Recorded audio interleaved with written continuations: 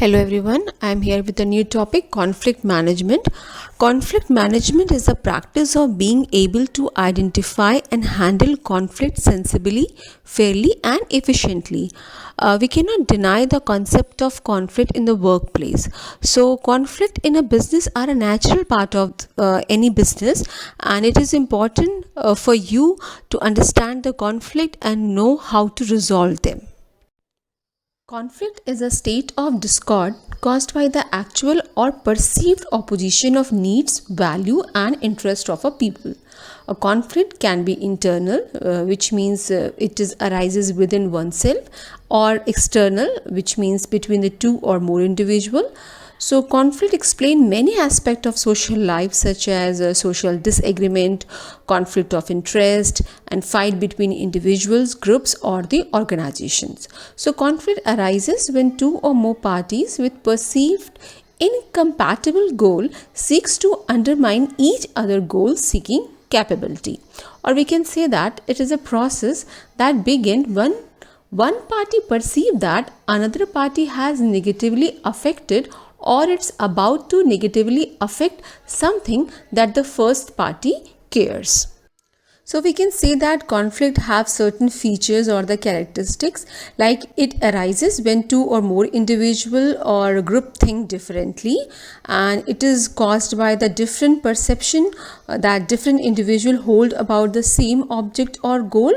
And one more thing, it is usually arises at workplace because of the scarcity of resources. So when people compete for scarce resources, they hold different views about how best they can utilize those resources to achieve the organizational goals.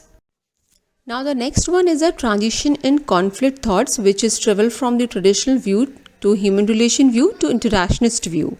So the traditional view is the early approach to conflict assumed that all conflict was bad.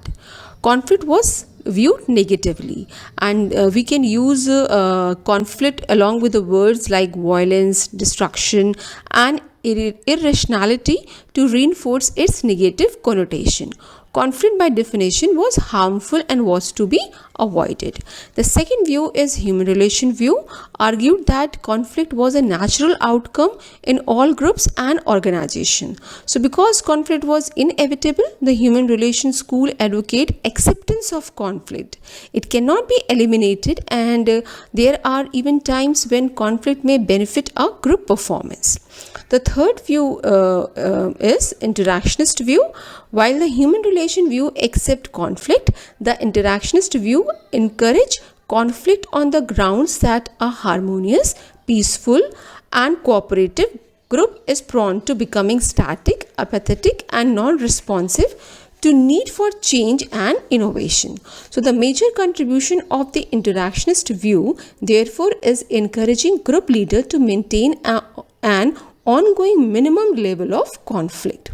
Under the interactionist view, there are some other views of the conflict. The first one is a functional conflict. Some conflicts support the goal of the group and improve its performance. These are functional or constructive form of conflict.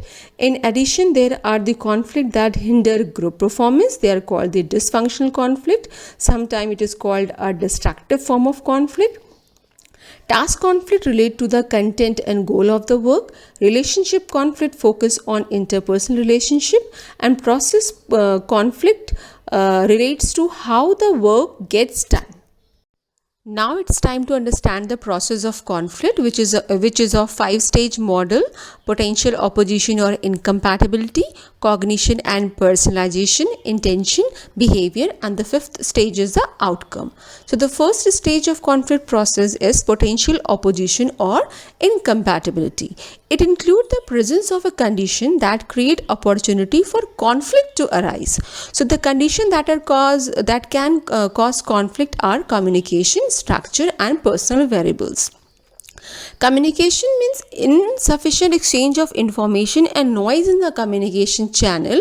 All are barriers of communication and create condition for conflicts. So potential for conflict increase when either too little or too much communication take place, right? The second one is structure. Size and specialization act as a force to stimulate conflict. The larger the group, the more specialized their activities, the greater the likelihood of the conflict. Tenure and conflict have been found to be inversely related. So there is an increased conflict when group members are younger and when tenure is high. The third type is personal variable. This includes the value system each person has and personality characteristic each possesses. So difference in value system are the source of conflict as they result in disagreement between members of the group. The second stage is cognition and personalization. This step in the conflict process is important because it is in the step the parties decide what the conflict is done. So awareness by one or more parties about the existence of conditions that create opportunity for conflict to arise is called perceived conflict. And when the emotional involvement in the conflict arises, which create the anxiety, frustration, this is called the felt conflict. So positive emotion help in finding solution to solve conflict, while negative emotions enhance the conflicts. So after the cognition and personalization, the third stage is intention. There are the few decisions which has to be taken to handle the conflict. So the first one is the competing. It is a desire to satisfy one's own interest regardless of its impact on other parties. It includes desire to achieve one's own goals at the sacrifice of other goals, attempting to convince others that your conclusion is correct and attempting to make someone else accept the blame of the problem. The second one is collaborating. It is desire to satisfy all the parties. It includes attempting to find a win-win situation that allow both parties' goal to be achieved. The third one is compromising. It is a situation in which each party conflict is willing to give up something. There is no clear loser or winner. The fourth intention is avoiding.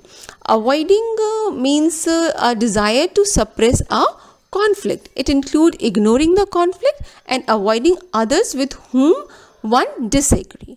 And the fifth intention is accommodation. It is a willingness to place the opponent interest above one's own.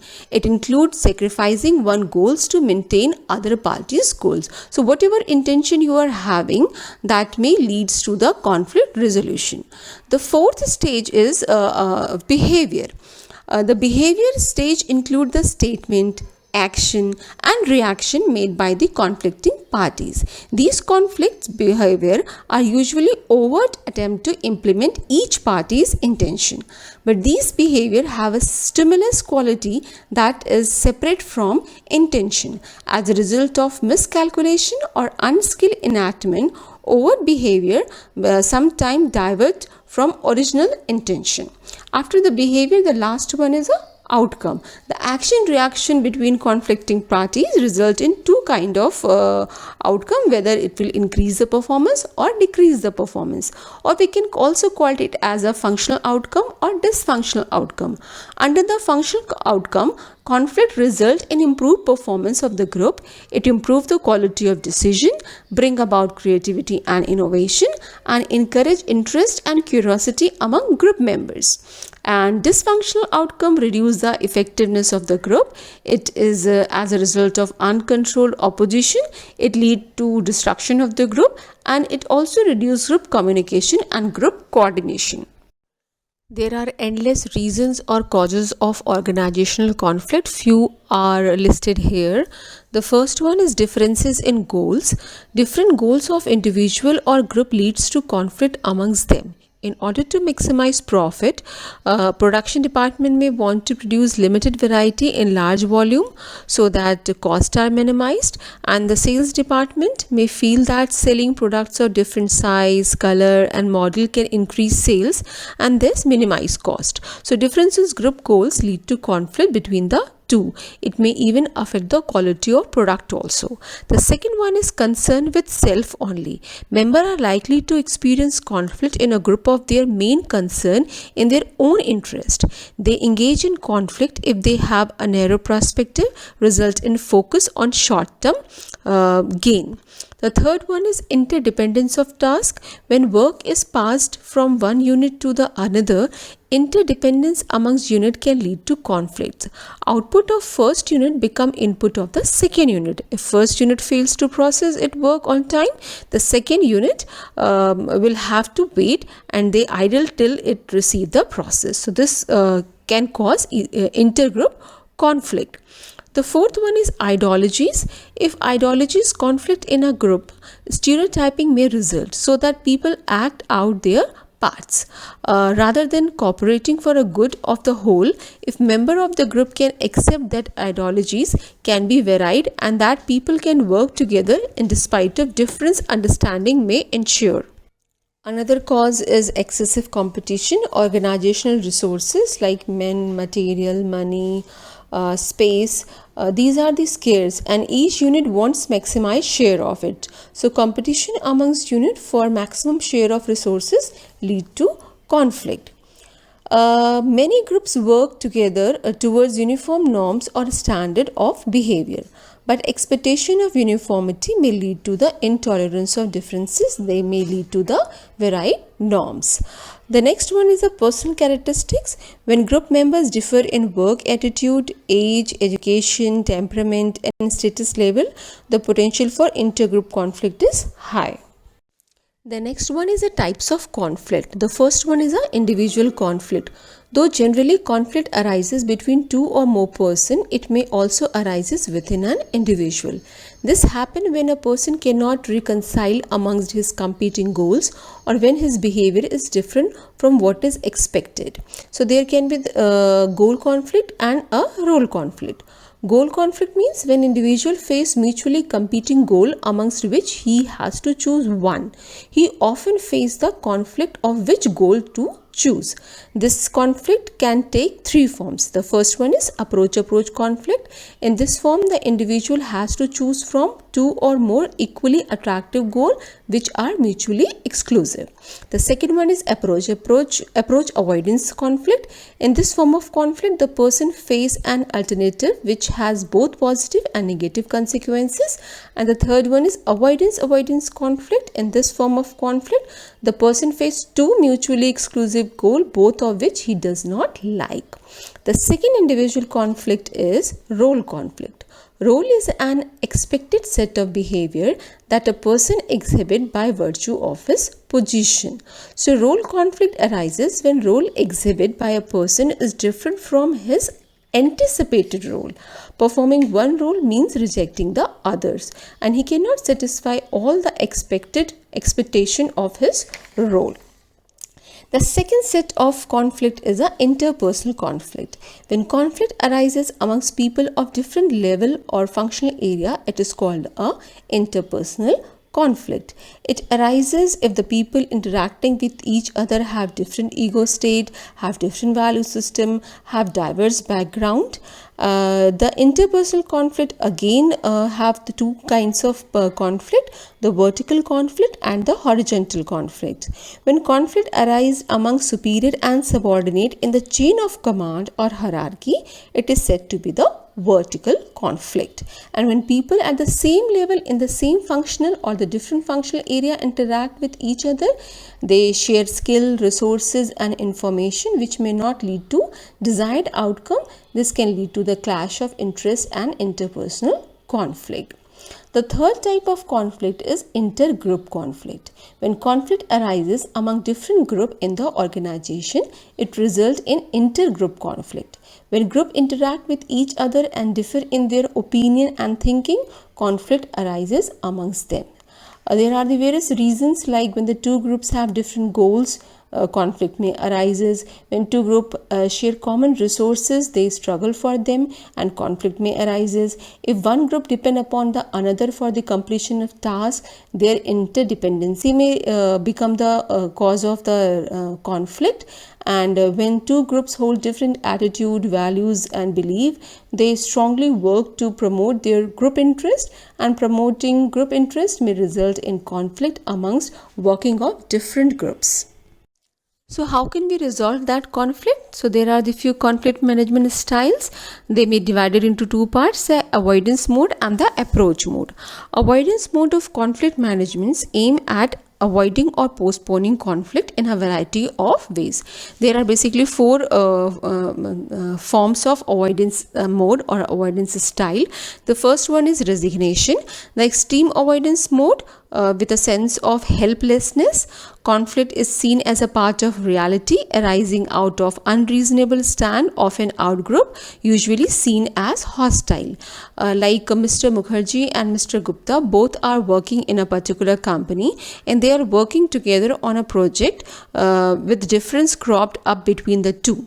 So, but neither Mr. Mukherjee nor Mr. Gupta sat down to resolve their issues with each other, considering these to be the part of the professional lives. So, each hoped that the other would understand one day. The second form is of avoidance is to get away from the conflict situation, which is called the withdraw. Like when the two people or the two students of a particular class give their name for the class representative, but they find themselves in a conflict with each other. So one may decide to withdraw withdraw their name from the CR-ship. Okay, so this is called a withdrawal. The third and the main objective of diffusion mode of conflict resolution is to buy time for dealing with the conflict. When people feel that several emotion issues are involved in a conflict and the emotions are running too strong, they may decide to let the participant cool down before taking up the real issue for resolution. So by that way we can also postpone or avoid the conflict. The main objective of appeasement is to buy temporary peace. So when a group in a conflict with an outgroup find the conflict embarrassing and disturbing, it may agree to some of the demand of the outgroup, not because it is convinced about them, but because it wants to postpone the conflicts. So it therefore provides some concession in the hope that the outgroup will be satisfied and conflict will be over. The second mode is approach mode. They may take more aggressive or understanding form by using positive step to confront conflict and find solution. Again, in approach mode, there are the four other types of conflict management style. The first one is confrontation. When the in-group perceive the out-group to be both opposed to its interest and unreasonable, the mode of confrontation may be adopted. Confrontation is fighting out an issue to get a solution in one's favor. It is often adopted by management or the trade union. The second one is compromise. This is a process of sharing in the gain without resolving the conflict. This may be done by bargaining. Compromise is often used in conflict between management and the union. So if the management is interested in fulfilling certain export order, they may agree to increase the incentive for a particular period and the union may agree to work for longer hours for that time. The third style is arbitration, where the third party may be sought to assess the situation objectively and give an awarded exceptions to both the party. But again, the decision was with the two parties whether they accept that suggestions or not. The last and not the least management style, conflict management style, is negotiation. The most satisfactory solution can emerge only when both groups jointly confront the problems and explore alternative solution, and this mode is called the negotiation. Conflict resolution is one of the most essential responsibility of manager. If conflicts are not addressed on a priority basis, they can greatly harm the productivity of the organization. There are the few steps for conflict resolution suggested for the manager. The first one is a mutual respect. Make the person involved in the conflict understand that good relationships are a priority and that they must learn to accept each other. Ask your people to be courteous to be one another and remain constructive under pressure. The second one is deal with the problem, not the person. In most conflicting situations, people start blaming each other without first considering the problem. So by separating the problem from person, real issues can be debated without damaging working relationship. The third step is active listening. You can encourage your subordinate to use active listening skill to ensure that they hear and understand each other position and perception. You can also encourage your people for the mutual empathy to solve a problem effectively. Make them understand each other position before they start defending their own position. After the mutual empathy, you can go for the brainstorming and explore options together. Individual involved in a conflict must be open to the idea that a third position could exist and they can find this position together. If everyone has to be satisfied with a resolution, it will help if everyone has a fair input in generating solution. And the last one is a final negotiation. It is the last step of the conflict resolution. By this stage, the conflict might have been resolved and the parties involved might understand each other better and mutually satisfactory solution has probably been found. Thank you so much for watching this video. We have discussed that conflict occur because different people have different goals and needs. Conflict at the workplace are common since people come with different personalities, skills and ability. There is no office where all employees are always happy with each other. Conflict in the workplace can be incredibly destructive to good teamwork. Sometimes it can result in intense personal animosity between employees. So if the conflict is dealt with effectively, it can lead to personal and professional growth. However, if the conflict is not handled effectively, the result can be damaging. Once again, thank you so much and stay connected with my YouTube channel for more related topics with the particular subject.